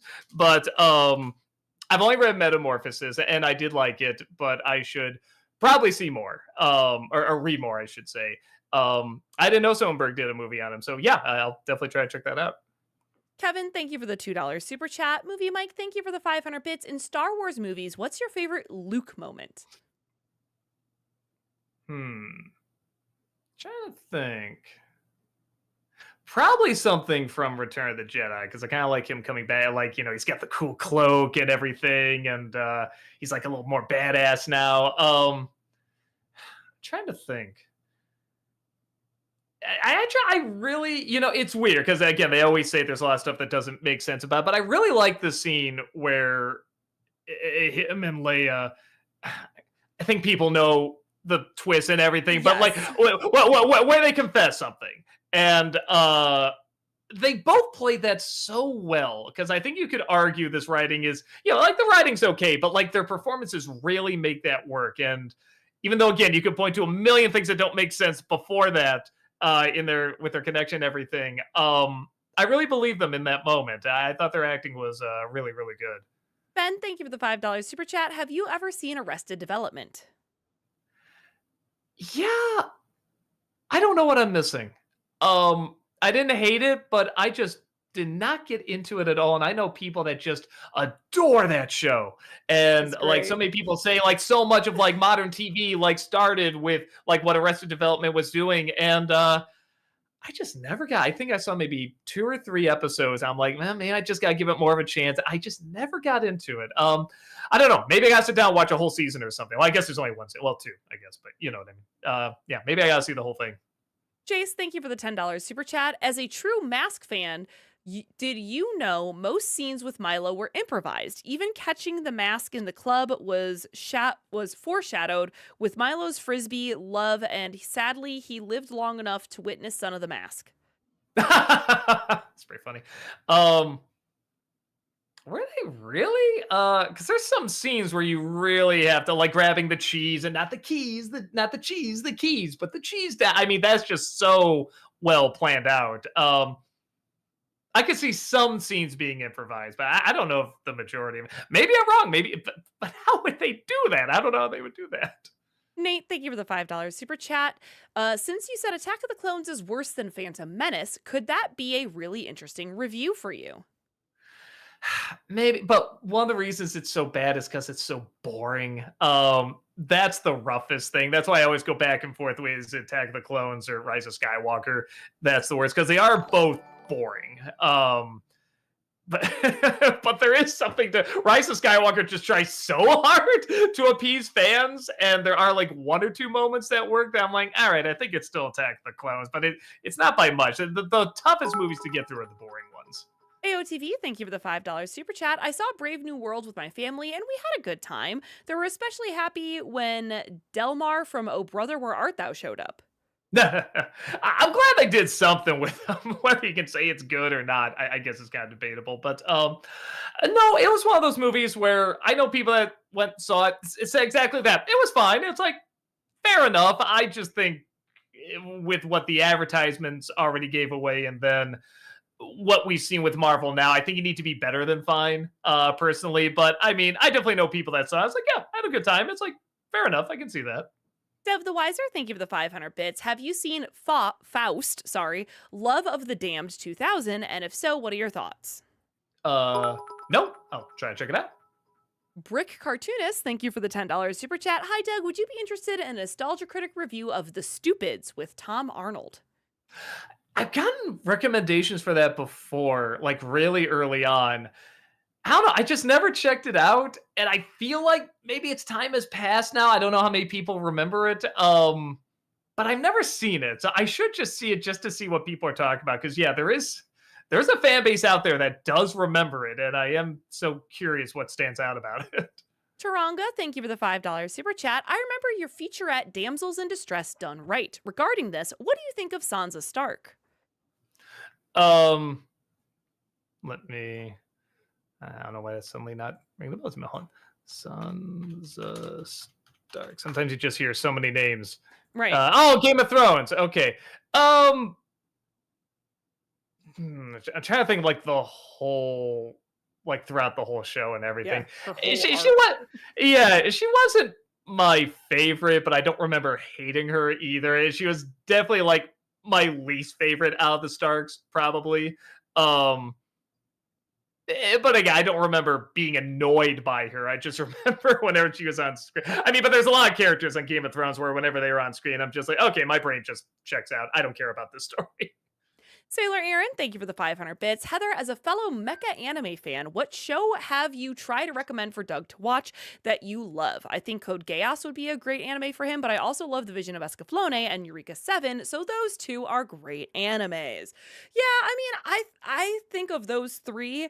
I prefer Escaflowne, but I also have a lot of like personal attachment to Escaflowne. I feel like Doug would like something funnier with a little bit of bite. So like for Doug, I would say your first Gundam might be G Gundam because it's over the top, it's fun, it's a lot of action. You know, it's not a heavy war story like some of the other Gundam stories are. So Does is Neon Genesis, is that like a mecha one or yeah, it no? is. I Okay. love Evangelion. That's one where I'm like, You would like Evangelion. yeah, was that the one that has the weird ending that everybody always It goes, sure "What was does. that?" Okay, because And that's they've the done one it a thing where I'm couple of always times. like, yeah, where I've just been so curious. Like, I love when people are just so split on something. I'm always like, "Oh, I want to see that. I want to form an opinion." And yeah, I just haven't gotten around to seeing any of it. Treg, thank you for the 500 bits. Hi, Doug and Heather. What in your opinion is the funniest show of all time? For me, it's tough between It's Always Sunny and BoJack Horseman. So it's tough to rate that because I go to the shows that practically invented the tropes that we're all, stacking upon each other right now. So for me, that would have to be like Honeymooners or I Love Lucy. Um, but yes, have I seen funnier stuff than that has made me laugh harder? Yes, but in terms of like just again, just what we took from that and what it started and what we took and built upon. Is Citizen Kane really the greatest movie of all, the greatest writing, the greatest cinematography? No, but what we took from that, just in what it inspired is very much, why we connected to that. So going off of that mindset, I probably would say Honeymooners. Movie Mike, thank you for the 500 bits. In Looney Tunes show, who was your favorite character besides Daffy and Bugs? Oh, Lola's great. I thought she was very, very bad. As someone who did not get into Space Jam, and definitely saw that trope of like, I'm the girl, so I'm the pretty one. Like that's the whole personality. I really like they made her not only very, very funny, but a very distinct personality that was just this character. It wasn't like a female Bugs or a female Daffy or something. Like it was uniquely this character. And I thought Kristen Wiig just made it very, very funny. James, thank you for the $50 super chat. Really Thank appreciate you. that. George Lucas's plan for the sequels was Leia leading the New Republic and the main enemy being Maul leading his criminal organization in the void of the Empire. It would end with Leia elected chancellor and Luke successfully rebuilding the Jedi Order. Um, I mean, some of that happened. He did have Leia doing. I don't know if I would want to see. So Maul was really cool in Clone Wars. That was pretty awesome. I don't know if I want to see him back in the movies. I would probably want to see a new villain. I don't know. It doesn't sound bad. I doubt there's anything else just like, ooh, that's intriguing, kind of thing. It just sounds like, all right, this is just like it almost sounds like fan fiction, but fan fiction's not always awful. Treg, thank you for the 500 bits. Hi, Doug. I remember some time ago your favorite TV characters list that you mentioned Game of Thrones was one of your favorite shows. Is it still one of your favorite shows despite the ending? No. That ending put a good little knife in that. But I still really, really like it a great deal. I can't forget all the years and all the episodes and great moments it gave us and great characters, certainly. So I don't entirely dismiss it. But yeah, but it is like Lost. A lot was building up to that ending and how they were gonna finish it off. And yeah, it as we all famously know, neither really came through on that. But I still like as a whole. It'd be hard for me to say don't see it for any fans of fantasy. But yeah, but I would say just keep in mind it's not going to end on a good note. Blonde the Dolt, thank you for the 500 bits. Critic, what would you do if you collected all 7 of the Tomar emeralds created by Joshua Tomar? What would you do with that kind of power? Well, let me tell you as soon as I look up what the hell these are. All right, great. Yeah, I had no idea. Emeralds. Um, Oh, these are the Oni plays. You know, Ah. I hate to say it, I have not followed that very closely. I wish I could say I've seen all of Oni's stuff, and I've seen like every single time he makes fun of me, and it's great and stuff like that. But again, I just don't have a ton of time to watch a lot of YouTubers. But I have looked up several things, and I mean, of course, stuff that has them talking about me. And I had a great laugh at it. And even stuff that doesn't have me in it, they do a lot of really, really fun stuff. But yeah, that is one I'm not familiar with, sadly. What up, JD? Thank you for the $5 super chat. What's your favorite movie theater in or around Chicago? If y'all get a chance, I highly recommend the York Theater in Elmhurst. It's a truly beautiful space. Um, do I go with the cliche and say Music Box? I love Music Music Box. Box It's is so pretty great. charming. There's another one in is it Downers Grove The called Tivoli? yeah, Hell Tivoli. yeah, the Tivoli in Downers Um, Grove. That's right. It's very similar to Music Box. It's cool when you see those theaters still around. Um, but in terms of just to see like comfy seats and a good movie and stuff like that. I have a soft spot. There's this one called we've done a few premieres there and everything called Hollywood Boulevard, where they have like themed theaters. They have like waiters and stuff drop stuff off. If I'm seeing a movie where I'm like, I just want to have a good time with a movie and eat some decent food and stuff like that, like I see that. If I want to see something where it's like this is going to be dramatic and really in depth, like you want to be just in the movie, no distractions, I'll probably go with something like AMC or Cinemark. Chase, thank you for the $5 super chat. Reason the mask didn't work on Walter and the comics is because the mask works on a person's subconscious, since Walter's a violent mute, so it wouldn't work or couldn't work. Yeah, I thought I remember the creator saying it didn't work because, it just magnifies whatever you are, and that character just couldn't be magnified anymore. Like he was just such a beast of destruction, there was no more that could be done. I thought that was a pretty fun explanation. Matt, thank you for the $10 super chat. And is the 2009 Ghostbusters game on the dock soon for streaming? I think that's something you'd probably enjoy and get it out of the way in a month. Uh, Maybe. I forget if we have that on the list. I'll double check and see if it is. Frost Aurora, thank you so much for gifting those 5 subs over on Twitch. Thank Really you. appreciate that. Thank you. Brett, thank you for the $5 super chat. Thoughts on the Terrifier movies? Nostalgia-ween 2025? Oh, I love them. Oh, I absolutely love them. As someone who does not get into slasher films, I really need something that's different. And I think those films do a lot of really fun, different, crazy things. It's cool seeing the birth of like a new slasher villain. They try to make so many every year, and just as soon as I saw them, I saw it when nobody knew what this movie was yet. It was on Netflix, and I was just immediately drawn to it. I just said, this better be like the next Freddy or Jason or something like that, because this character's amazing, and he has, and that's great to see. We've talked about doing like a nostalgia critic on it. I just don't know how yet, because obviously we can't show the gore. And there's some new stuff I guess I can talk about. There's some unique point of view stuff I can say, but like I don't know if I would do all the movies in one video because they're also still making them as well. So I don't know yet. Tyler, thank you for the $5 super chat. Did you know Stallone and Schwarzenegger were the first choices for the leads in Face Off? Thoughts? Hmm. Be a very different movie. Just as entertaining, but it would be very different. I think it would be entertaining for different reasons. Because both Travolta and Cage are obviously very fun, over the top, hammy, and stuff like that. But Stallone and Schwarzenegger are just a different type of hammy and over the top. So I'm just imagining like Stallone doing Schwarzenegger's voice and Schwarzenegger doing Stallone's voice. Yeah, no, that'd be pretty fun. Tyler, thank you for the $5 super chat. Doug, thoughts on Miami Vice? In my opinion, the ultimate 80s time capsule. I can see that. I remember liking it. I get people who are really obsessed with it. They're just like, yeah, I love this world. I love like the clothes they wear. I love where it is and everything. And a big part of it, the more I think about it, I'm just not a big Miami person. I get why people like the beach and everything, but yeah, it's never been my thing. But it's a good show. It is a good show.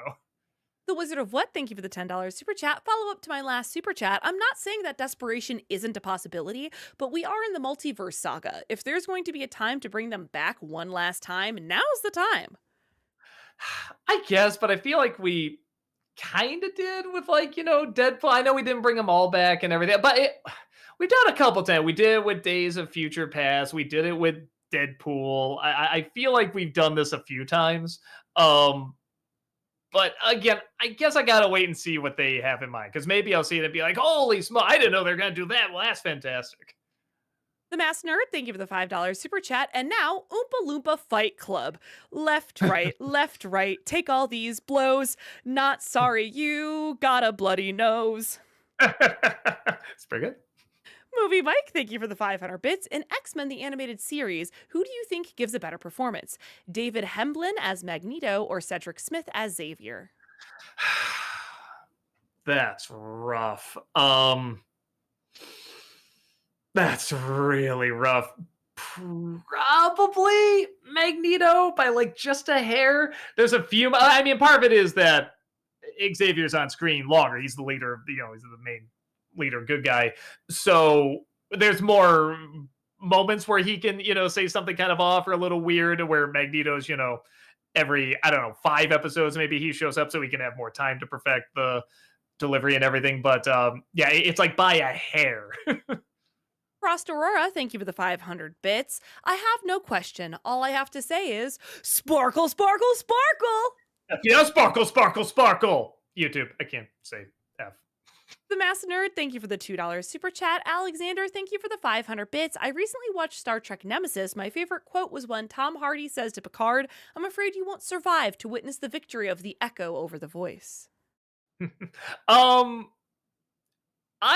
I get why people don't like that movie. There's plenty of things to dislike.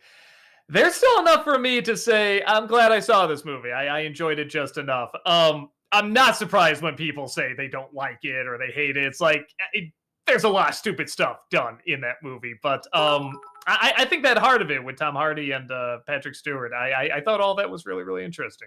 Brett, thank you for the $5 super chat. What is George Costanza's most evil moment? Probably pushing the families out of the way to get out of the fire. He goes, fire, fire! He's literally tossing kids and women and everybody, and it's like, that's probably it. Chase, thank you for the $5 super chat. A remake of The Mask based on the OG comics with Nicolas Cage as Stanley Ipkiss could really work as a series, maybe on YouTube, like Hell of a Boss. He might be a little too old. Sorry, you're talking about like an animated? I assume, because they said like Hell of a Boss. Okay, gotcha. Yeah, but part of the fun is that I mean, I know it's a comic, it's all drawn, but part of the fun is that it takes place in, reality. And I mean, we saw with the original the first Mask movie, like how cool that was, seeing all that. So I feel like it would have to be in reality. Not to say they can't do hand-drawn or CG or something, but I think it'd be losing something by doing that. Movie Mike, thank you for the 500 bits. What do you think of the King from Disenchantment?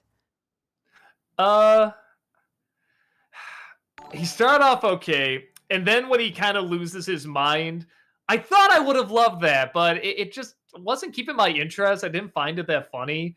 But I do like the connection between him and Bean. It's a very, not always the kindest, but it's a very believable and at times touching relationship they have. Joel B, thank you for the 500 bits. Have you seen the 2021 film Coda? For such a cliche plot, this film still manages to tug at the heartstrings. How's it spelled? CODA, and they capitalized all of them. So I don't know if the movie title is completely capitalized. CODA. Yeah, 2021.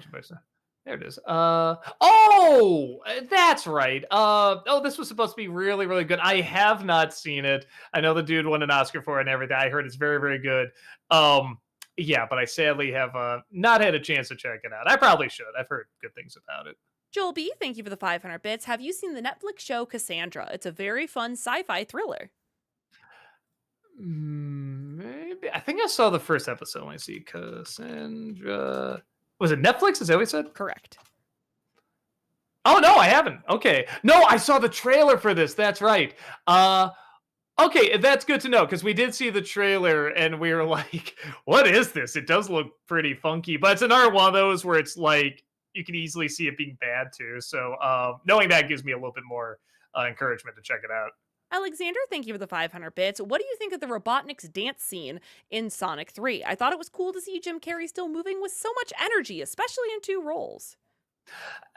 That is the fun thing about it. I'm not gonna pretend like I was the most in love with like it worked okay, but after I actually knew the backstory of this character, and with Shadow and everything, when I saw what they were doing, I'm like, this is fine, I guess. But man, I would have liked to see something that was a little bit more like the original characters. But yes, I agree. It is cool seeing not just this guy that's much older than a lot of us, still moving like probably more than any of us can, but doing it with these effects where he's moving with himself as well, and timing that out so perfectly. So yeah, it was still impressive. It was still entertaining. AOTV, thank you for the $5 super chat. Lion King 2019, an unforgettable experience for me, mainly because it ended with an audience member getting arrested. To be continued. I'm so curious. He tried to go to Hollywood to kill everybody. It worked out. I don't know. Bernsey, thank you for the 500 bits. I really enjoyed your Snow White review. So many others had their knives out, but like your Ghostbusters 2016 review, you put a very sweet spin on the review. I enjoy those reviews. Thanks. Well, just why? I don't know. I know we're all polarized and we're at each other's throats. Why wouldn't you want to be objective? I don't follow that. Why would you want to be like, well, everyone that I side with is on this side, so I'm going to go to that side? What does that person believe? That's the side I'm going to go. Why would you want to look at something and just call it what it is and just bring your own unique point of view on it? That is so mind-boggling to me because there's definitely movies where I agree with people that it's like, oh, that somebody brought up Lion King, the remake, and that's still the worst in my opinion. I'm not just going to be contrarian to be contrarian, but yeah, but I can still look at it and say, here are the reasons why. Here's why I agree with these people. Here's maybe something I disagree with, that maybe people have said. And that's just so much more interesting to me. Just why wouldn't you want to really look at something and be like, okay, just whatever people are saying going in, try to ignore that and just form your own opinion. Like that's intriguing to me. Joel, thank you for the 500 bits. Have you been watching the third season of White Lotus? And if so, thoughts? Yeah, it's good. I don't like it as much as the other two seasons, but man, did Rockwell have one hell of a bizarre monologue there. I really didn't see that coming.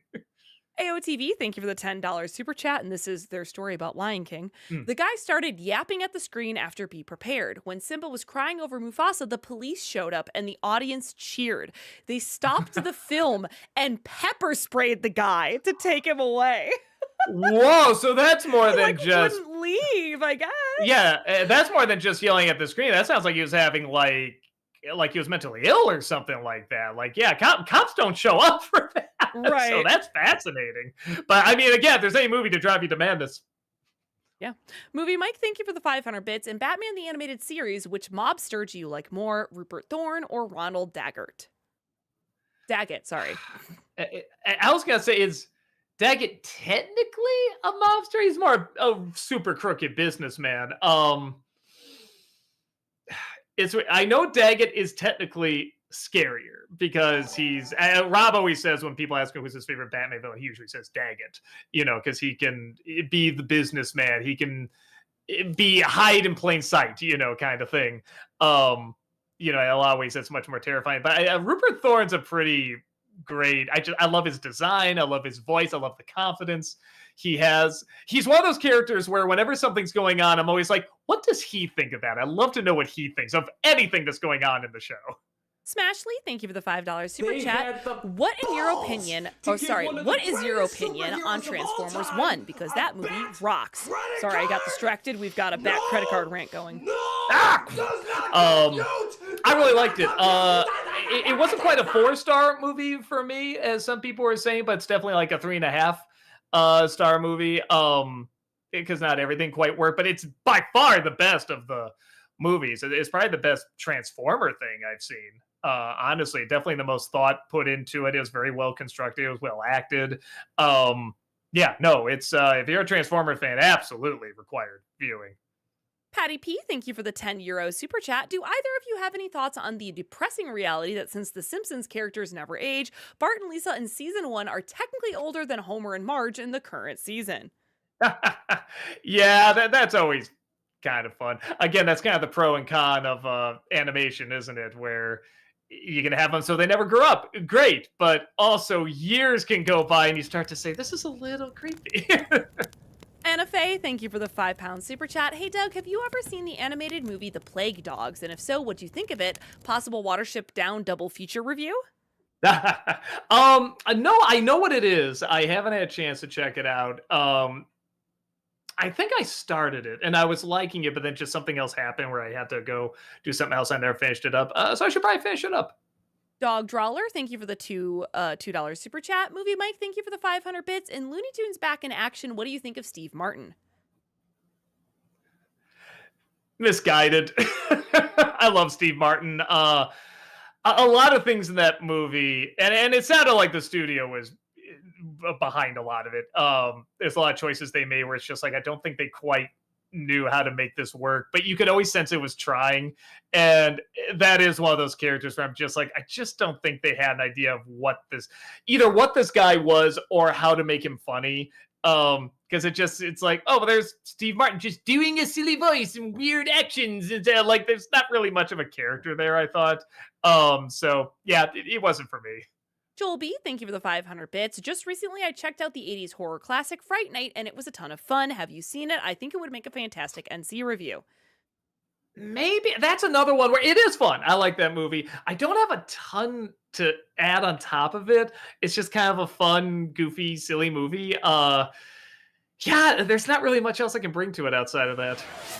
Gomez, thank you for the $2 super chat. Mike Hunt, thank you for the $20 super chat. Considering you touched on the extended editions of the Lord of the Rings trilogy, how do you feel about the extended edition of the Hobbits trilogy? For me, it feels thin, sort of stretched like butter scraped over too much bread. I didn't even try to watch them. They were long enough already. What on earth are they gonna? What else are they gonna throw in there? Dave, thank you for the $5 super chat. I like your analysis on Eyes Wide Shut, but seriously, what was up with the costume guy trying to sell his daughter the next morning? So again, I think the whole did I not go into that? I guess not. My take anyway is that there's that world of excitement and possibility and everything, and then just it all the following day, like reality sets in. It all starts to crumble. And this world that seemed really exciting, you're seeing more of the dangers of which, yes, we're certainly there that night too. But I feel like just everything that was so exciting, like you're seeing the consequences. Maybe that's it. You're seeing the consequences of that night, of that reality. And, when those dreams become reality. So that's always what I thought. Like, well, here's a guy, who's like, hey, this is terrible. What are you trying to do? She's only a child, blah, blah, blah. And then the next day, like, the businessmen obviously bought her and bought him. And just, like I said, that's such an ugly, thing where he was so against it before, and just the idea that this guy can be bought and she can be bought is just such a an ugly reality, and I think so much of that second half again is showing the consequences and the ugly reality of where our fantasies can take us. Grampus, thank you for the 500 bits. A bit of a throwback, but because I live only a couple hours from Malaysia, how did you guys and the original CA group even approach asking him to film there? Was it a passion project for all involved? At first, I was like, Malaysia. I'm like, oh, Malaysia. Malaysia, sorry. Yeah. No, that's funny because at first I'm like, when did we go to Malaysia? Sorry. No, my boss was just he found a story on and he just called me up and he just said, what if we invaded him? And I'm like, would he be down for that? He's like, look at him, he has to have a good sense of humor. And we called, he was down, and he was just one of the kindest people I ever worked with. Anything we want, he's like, anything, absolutely, whatever you want, yes, please. I mean, you can see in the behind the scenes footage, he's just like, anything, absolutely. He's so kind, and just again, great sense of humor. Movie Mike, thank you for the 500 bits. What do you think of the Simpsons episode with Rodney Dangerfield as Mr. Burns' son? Cute. Just obviously a vehicle to get Rodney Dangerfield in there somewhere. But I like Rodney Dangerfield. I like him just doing his thing. It was fine. Alexander, thank you for the 500 bits. Solar Opposites recently made some funny jabs at the upcoming Jurassic World 7. One of the characters says, but I thought Jurassic Park Dominion finished the original 6-movie arc that Spielberg had always intended. It's pretty funny. The Steam Lord, thank you for the $5 super chat. Hey, Doug and Heather, excited to see you all again at Midwest Gaming Classic this year. Woohoo! Curious your thoughts on the Avengers Doomsday cast tease. Doesn't do much for me. But I'll wait and see what they have in mind. Bob, thank you for the $5 super chat. Would you be interested in doing any of the Wallace and Gromit films for NC? Again, I feel like that's more something I could get out in Disney December, even though they're not in, anything Disney related yet. But yeah, I don't think it could quite fill a review. Maybe if I did all of them in one, possibly. We'll see. Crass, thank you for the $5 super chat. Have you thought about making a new worst movies you've ever seen list? Yeah, somebody brought that up before when I redid my top 20. They're like, well, now you gotta redo your, top 10 worst. I'm like, yeah, that's a good point, because there's probably some new ones on there. So, yeah, I probably will. Movie Mike, thank you for the 500 bits. In Superman the Animated Series, which villain do you like more, Darkseid, Brainiac, or Lex Luthor? Lex Luthor. I like the way they did that character. Well, especially because, yes, you have the version in the comics, but outside that, in, moving media, all we really had was Gene Hackman, who's great, don't get me wrong, but I mean, is a very different kind of Lex Luthor. I really want one that was like a mastermind and cunning, like would sit there, sort of thinking and plotting. And so I thought they really got that great with that version. Bernsey, thank you for the 500 bits. In the third Rocky movie, I believe Paulie confronts Rocky. Hey, what about me? You're the champ. You got everything. What about me? There's a sweet, awkward part in Rocky 4 where the robot is reprogrammed and he feels he's gotten something from Rocky being a champ. So I guess Paulie calms down about things. I know Barrett Young was a very good friend of James Caan. Yeah. I mean, 4 is probably the one where he's the least, I don't want to say offensive, but I mean, like, where it's like, okay, it's just Paulie being Paulie. He's got a silly robot, whatever. Like, that's the one where he's the most fun. Let's say that. Cameron, thank you for the 500 bits. In celebration of GTA 6 coming out this fall, have you thought about playing GTA 5 for Fridays on the gaming channel? Please note it may or may not be possible. It is a rated M after all. Yeah, with YouTube, that's... I think I played the very first game. That's all the Grand Theft Auto I've ever played. So maybe there's something to that. I don't know. We'd have to look at if other YouTube streamers are getting hit for stuff playing that game and streaming it. But I don't know. It would be fun to play one. I mean, they're like universally renowned games, so it's like I should probably check out what other than the first one, because I think they come a long way since the first one. Hana Joker, thank you for that 15-month subscription over on Twitch. Welcome back. Appreciate that. The Steam Lord, thank you for the $10 super chat. Did you happen to check out the Disney Plus reboot of Goosebumps? The second season released back in January. I had the chance to interview 2 cast members on our podcast. Humble brag. Cool. Yeah, I saw, as someone that didn't really get into the original show, I did get into that first season. The second season I wasn't getting into as much. We watched the first episode. I just kind of went, nah. To it, and part of it is maybe it came out after Halloween, which is really weird. So I didn't pay attention after that. But it could be good. Doesn't mean it's not good. It just wasn't grabbing me after that. But I did like that first season. Bernsey, thank you for the 500 bits. I always loved Dan Aykroyd's Bag o' Glass. Dan loved being a salesman. I do remember that. That was pretty funny. Strider for Life, thank you for the 500 bits. Nerd! I mean, Doug, what's up? Just saw the Return of the King review. So many endings. Pain. Yeah, it's quite a bit. Sean, thank you for the $5 super chat. Oh my god, that guy with the glasses has returned from the dead. It was Clark the whole time. Yeah, no, they're there for blue light. Crass, thank you for the $5 super chat. To add on top of the Andrew Barth Feldman fact, Benji Pask and Justin Paul, the writers of Dear Evan Hansen, wrote new songs for it. So legit, huh? Wrote the songs for Snow White? Oh, yeah, maybe. Is that okay? Yeah, I misunderstood how they were reading that. So it was a legit, huh? You know what's funny? That was one thing I didn't really talk about too much were the new songs. And people are either like, yeah, they're good enough, or they're okay, whatever. And I remember they sounded nice, but I can't hum and it maybe Princess Problems. That's about the closest I got to one that was kind of memorable. But yeah, I don't remember any of how how they go. Sailor Aaron, thank you for the 500 bits. I hope that this year or next year you guys will do an Adult Swim special. I hope you guys will talk about my favorite animes, Cowboy Bebop, FMA, Blood Plus, etc. We talked about doing it. The big thing is try and get my fatigue more under control because that even without fatigue that takes so much. But I am on new medication. That's actually one of the reasons I'm wearing these because the medication I'm taking right now I think just has my eyes open a lot more than before because the fatigue would knock me out. I think I just had them closed a lot more, so now they dry out much a lot faster. So yeah, that's why I have these on. So we'll see. Hopefully this new medication will help out with a lot of that. Because if I get back to normal with that, yeah, I'd love to do those. We are going to have to pick up the pace a little bit here. A bit. Sailor, Movie Mike, thank you for the 500 bits. In the Looney Tunes show, what was your favorite Daffy and Bugs moment? That's rough, man. I gotta come back to it. I might look it up while I hear the next question here. Just like good moments from him. Elias, thank you for the $2 super chat. Treg, thank you for the 500 bits. Who is an actor that can make any random line sound funny?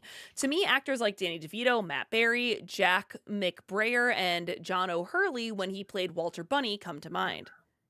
Man, this is another one where I usually bring up actors all the time, and now I'm going blank. Goldblum. Goldblum, Christopher Walken, Nicolas Cage. I think Kristen Wiig's pretty good at that, as we mentioned before. Yeah, some good ones. Treg, thank you for the 500 bits. I know Wizard of Oz is not a very logical story, but was the good witch really using Dorothy to get rid of the witches and the wizard? Was she the villain the whole time? It's funny you mentioned that. I literally have a video coming out about something similar tomorrow. I don't address that specifically, but yeah, maybe they'll be the spinoff from Wicked.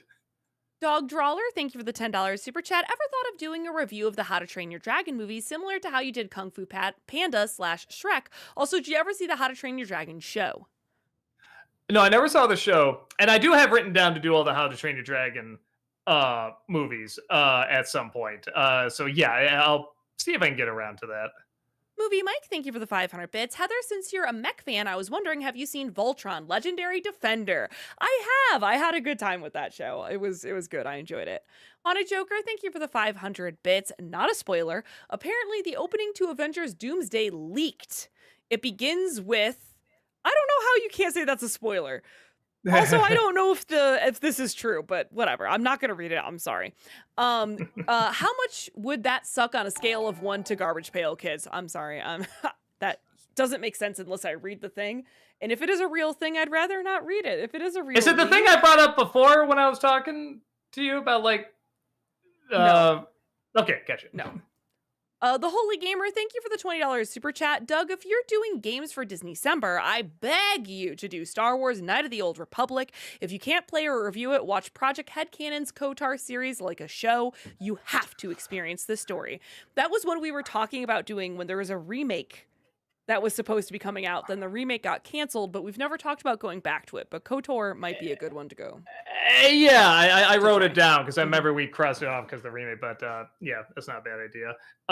And for the Bugs and Daffy one, I think just the whole Driver's Ed one, their interactions with that was pretty great. Or where Lola's trying to get them to go on, like, it wasn't go on a date together, but there's something where they're at a restaurant together. I remember all that being really funny. Movie Mike, thank you for the 500 bits. Do you remember the Looney Tunes episode where Daffy gets the lead role in a movie directed by Foghorn Leghorn? Yeah, I remember that being funny. Movie Mike, thank you for the 500 bits. In X-Men the Animated Series, what do you think of Apocalypse? Oh, I liked it. When they say it's a mutant-driven, mad with power, just the ultimate that's how I see him. Like, that makes sense. Macbeth, that makes so much more sense. Okay, it was a Rise of Skywalker joke, probably not an actual leak.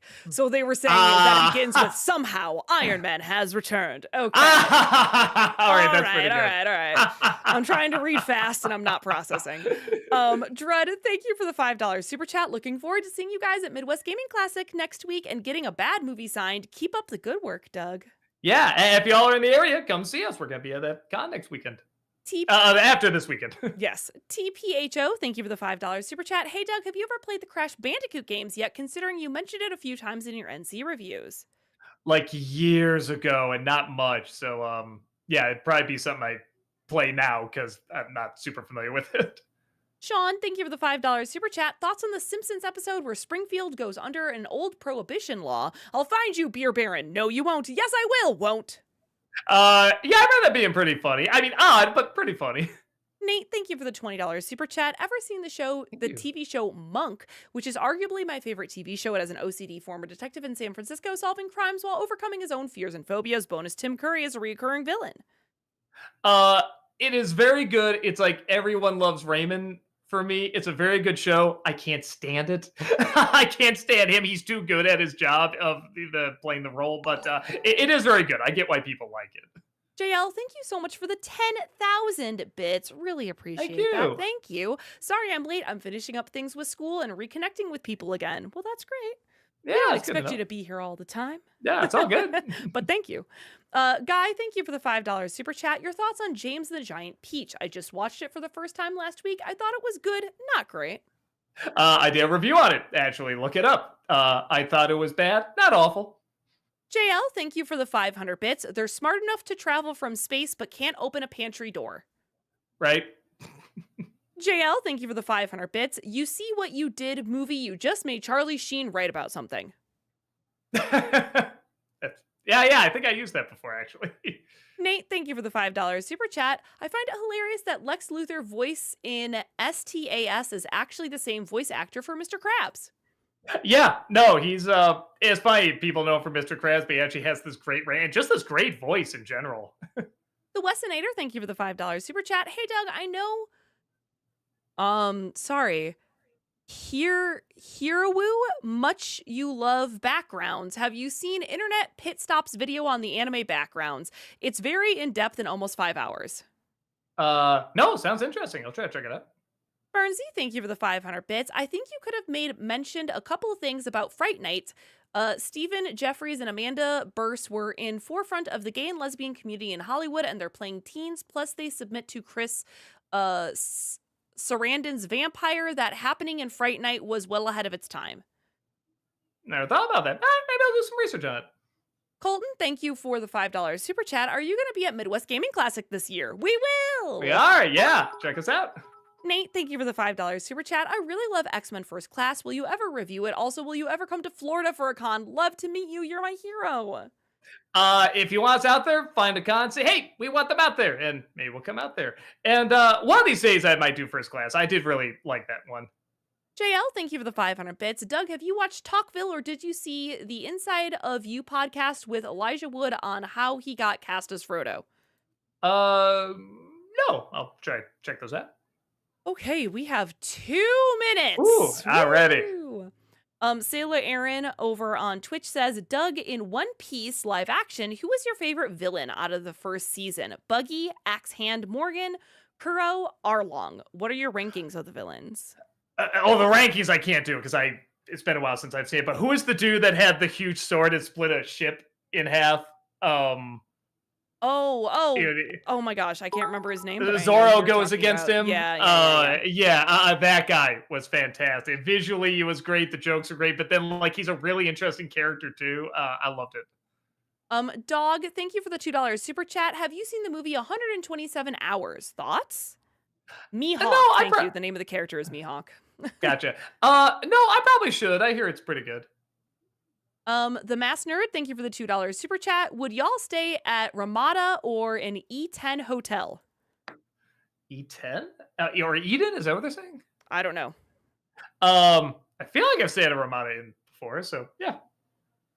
Kevin Lane, thank you for the $2 super chat. Heather, the name is pronounced Shelob. Shelob? Shelob. Okay, great. Yeah. JL, thank you for the 500 bits. Doug, if you could date Maid Marian from Robin Hood, would you? I feel like I'd be taken away from people that probably find her a little bit more attractive than I do. Kevin Lane, thank you for the $2 super chat. I think Radugast the Brown was comic relief. Probably. Guy, thank you for the $5 super chats. I know I shouldn't poke logic in a movie in which there's a giant peach being flown into NYC by seagulls, but how the heck did the ants get to New York City? I don't know. Maybe I hear the book's very good, so maybe it makes It's more a really sense in the good book. book. Yeah. Yeah, yeah. Colton, thank you for the $5 super chat. Are you and when is your panel slash meet and greet at Midwest Gaming Classic? We have a panel Sunday. Sunday, yeah. Yes. And then we're pretty much at like a booth most of the weekend, Mhm. Saturday and Sunday. So yeah, just come up by, see us there. Yeah, we don't have a specific meet and greet time. We'll just be around at our booth. So yeah, come see us and hang out with us. Aussie Manny over on Twitch says, "What kind of villain do each of you gravitate towards more?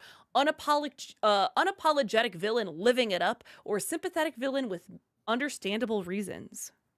You know, this is where I'm contrarian because it depends on what I'm seeing too much of. If I'm seeing too much of they're just evil, I want the more sympathetic ones. But if I'm seeing more of the sympathetic ones, I want the ones that are just an a-hole, you know? So it Yeah. kind of depends whatever's popular at the moment. And sorry, Dr. Gold Drybowser, thank you for that 12-month membership over on YouTube. Thank you. Welcome, appreciate that. JL, this is gonna have to be our last one here. Thank you for the 500 bits. Will you watch Yu Yu Hakusho?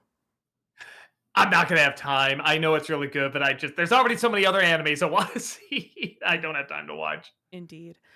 All right, everyone, that's going to do it for us today. Thank you so much, as usual, for joining us here today. We super appreciate it. We do have content on Twitch 5 days a week, so come on back because we have Malcolm streaming tomorrow. Doug will be back on Friday. On Monday, I'm playing Split Fiction with Tamra, and we'll just be here hanging out, ready to hang out with all of you.